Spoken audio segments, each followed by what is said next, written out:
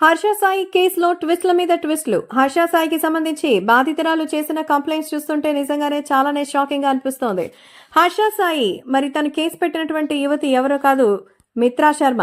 మిత్రా శర్మ గతంలో big boss OTT season లో అయితే వచ్చింది. అయితే తనకి మంచిగా ప్రాపర్టీ ఉంది. తను ఒక ప్రొడక్షన్ హౌస్ ని నడిపిస్తోందన్న సంగతి తెలిసిందే. అయితే మిత్రా శర్మతో కలిసి మరి ఆయన ఒక సినిమా తీస్తున్నారు. హర్ష సాయిని హీరోగా పెట్టి మెగా అనేటువంటి ఒక సినిమాని చేస్తున్న సంగతి తెలిసిందే.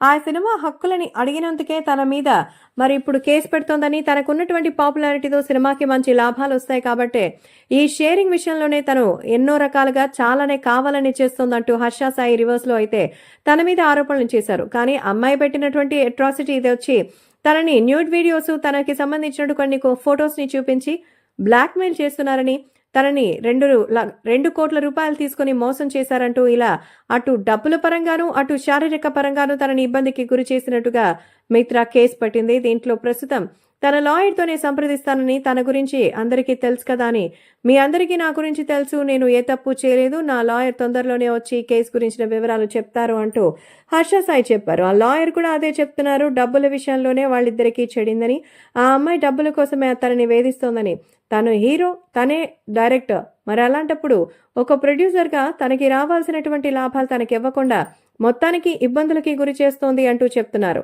హర్ష సాయి కేసులో ఇలాంటి ట్విస్ట్ని చూసి అందరూ అయితే షాక్ అవుతున్నారు. ప్రముఖ యూట్యూబర్గా అందరికీ సేవ చేసే కార్యక్రమాల్లోనే బిజీగా ఉంటారు. మరి అలాంటి హర్ష